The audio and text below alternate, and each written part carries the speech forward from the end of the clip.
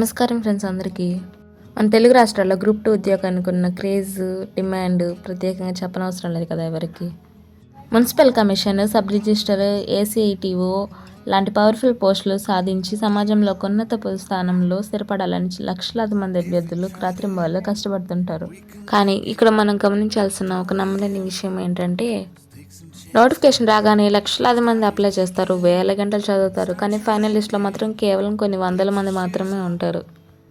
మరి మిగిలిన 99% మంది ఎందుకు ఫెయిల్ అవుతున్నారు?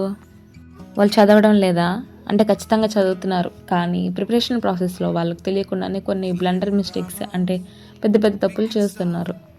ఈ వీడియోలో గ్రూప్ 2 అభ్యర్థులు తమ ప్రిపరేషన్ టైంలో చేసి ఆ టాప్ 5 తప్పులు ఏంటో, వాటిని ఎలా సరిదిద్దుకోవాలో పాయింట్ టు పాయింట్ చాలా ప్రాక్టికల్గా మాట్లాడుకుందాం.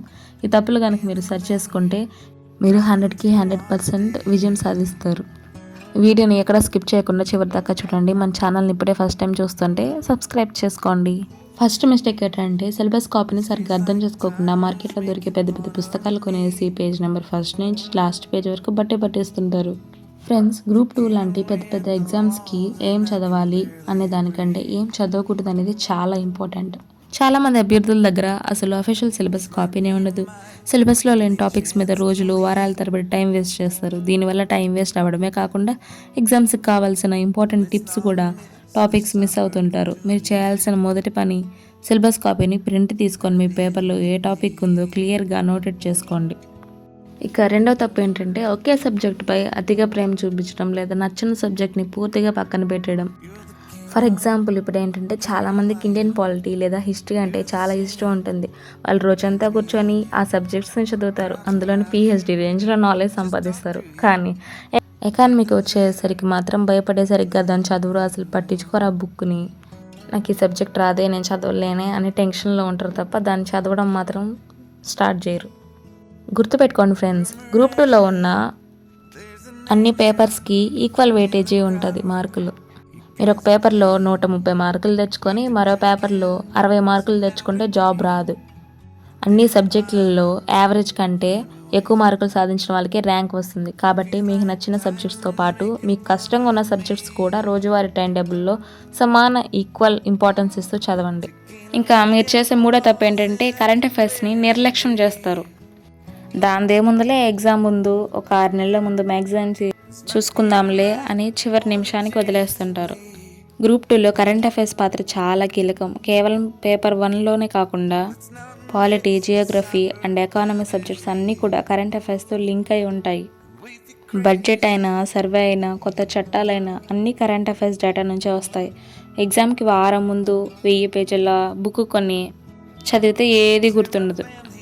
అందుకే ప్రతిరోజు కనీసం 1 గంట న్యూస్ పేపర్ చదవడం లేదా రోజువారీ కరెంట్ అఫైర్స్ నోట్స్ రాసుకోవడం అలవాటు చేసుకోండి. ఇది మిమ్మల్ని ఖచ్చితంగా సక్సెస్ వైపు తీసుకెళ్తుంది. రోజు కరెంట్ అఫైర్స్ నోట్ చేసుకుంటా అంటే మనకు ఎగ్జామ్ టైం కల్లా ఆ బడ్డన్ తగ్గుతుంది, కొంచెం కష్టం అనేది తగ్గుతుంది కదా. ఈ మెయిన్ బుక్స్ NCERTతోనే చదువుతుంటాం, మళ్ళీ కరెంట్ అఫైర్స్ కూడా యాడ్ అవ్వడం వల్ల ఈజీగా అనిపిస్తుంది. లాస్ట్లో ఒకేసారి అంతా చదవడం వల్ల ఏది గుర్తుంటుంది, ఏ పాయింట్ మిస్ అవుతామో గుర్తుండదు కదా. ఆ టైంకి ఏం జరుగుతుందో ఎవరికి తెలుసు. ఇక నాలుగో తప్పు ఏంటంటే, ఎక్కువ పుస్తకాలు చదవడం, తక్కువసార్లు రివిజన్ చేయడం. చదవడానికి ఏమో చదువుతారు కానీ రివిజన్ చేయడానికి టైం దొరకదు, ఎక్కువసార్లు రివిజన్ చేయలేరు. మార్కెట్లోకి ఏ కొత్త పుస్తకం వచ్చినా లేకపోతే ఏ ఇన్స్టిట్యూట్ నుంచి కొత్త మెటీరియల్ వచ్చినా చూడగానే కొనేస్తుంటారు. పాలిటీకి ఏమో 3 బుక్స్ చదువుతారు, హిస్టరీకి ఏమో 4 బుక్స్ చదువుతారు. కానీ ఎగ్జామ్ హాల్కి వెళ్ళేసరికి తీవ్రమైన కన్ఫ్యూజన్ వస్తుంది. అప్పుడు టాపర్స్ అందరూ ఒక సీక్రెట్ చెప్తారు. అదేంటో మీకు తెలుసా? Read 1 book 5 times, not 5 books 1 time. అంటే తెలుగులో 5 వేర్వేరు పుస్తకాలను ఒక్కోసారి చదవడం కంటే ఒక్క స్టాండర్డ్ బుక్ని 5 సార్లు చదవడం ఇంపార్టెంట్. మీరు ఎంత చదివారు అనేది ఇంపార్టెంట్ కాదు ఎప్పుడు కానీ. ఎగ్జామ్ హాల్లో మీకు ఎంత గుర్తుంది, మీరు ఎంత పేపర్ మీద ప్రజెంట్ చేశారు అనేది ఇంపార్టెంట్. కాబట్టి ఎప్పుడు కానీ ఏ ఎగ్జామ్కైనా కానీ లిమిటెడ్ మెటీరియల్ ఉంచుకోండి. దాన్ని వీలైన సార్లు ఎక్కువ సార్లు రివిజన్ చేయడానికి చూడండి. ఇక లాస్ట్ తప్పు ఏంటంటే, చాలామంది దీన్ని ఎక్కువ చేస్తారు, ఇదే పెద్ద డేంజరస్ తప్పు. మాక్ టెస్టులు రాయకపోవడం. చాలామంది సిలబస్ మొత్తం పూర్తి అయ్యాక టెస్టులు రాద్దామని అనుకుంటారు. కానీ గుర్తుపెట్టుకోండి ఫ్రెండ్స్, సిలబస్ ఎప్పటికీ 100% పూర్తి కాదు ఎప్పటికి కానీ. మీరు టెస్టులు రాయకపోతే ఎగ్జామ్ హాల్లో టైం మేనేజ్మెంట్ తెలియక తెలిసిన బిట్స్ కూడా తప్పుగా బబ్లింగ్ చేసి వస్తారు. మాక్ టెస్టులు రాయడం వల్ల ఏ సబ్జెక్టులో వీక్గా ఉన్నామో తెలుస్తుంది. తప్పుల నుండి నేర్చుకునే అవకాశాన్ని ఈ టెస్టులు ఇస్తాయి మనకు. కాబట్టి వారానికి కనీసం ఒక్కటైనా చాప్టర్ వైజ్ లేదా గ్రాండ్ టెస్ట్ రాయడం ప్రాక్టీస్ చేయండి. చూసారు కదా ఫ్రెండ్స్, గుర్తున్నాయా? ఫస్ట్దేమో సిలబస్ కాపీ చేసుకోవడం, రెండోది అన్ని సబ్జెక్ట్స్ ఈక్వల్గా చదవడం, మూడోది కరెంట్ అఫైర్స్ రివిజన్ చేసుకోవడం, నాలుగోది ఒకే బుక్ని ఎక్కువసార్లు రివిజన్ చేయడం, ఐదోది ఓఎంఆర్ షీట్లో పర్ఫెక్ట్గా బబ్లింగ్ చేయడం. ఫ్రెండ్స్ చూసారు కదా, గ్రూప్ 2 సాధించడం అసాధ్యమేమీ కాదు అసలు. కానీ ఈ 5 తప్పులు చేయకుండా పక్కా ప్లాన్ చదివితే మీ కళ ఖచ్చితంగా నిజమవుతుంది.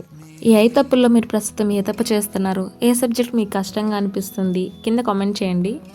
ఈ వీడియో మీకు యూజ్ అయింది అనిపిస్తే వెంటనే లైక్ చేసి మీ ఫ్రెండ్స్ అందరికీ షేర్ చేయండి. ఇలాంటి మరిన్ని ఇన్ఫర్మేటివ్ వీడియోస్ కోసం ఇప్పుడే మన ఛానల్ని సబ్స్క్రైబ్ చేసుకోండి. Thank you for watching. Bye friends, all the best.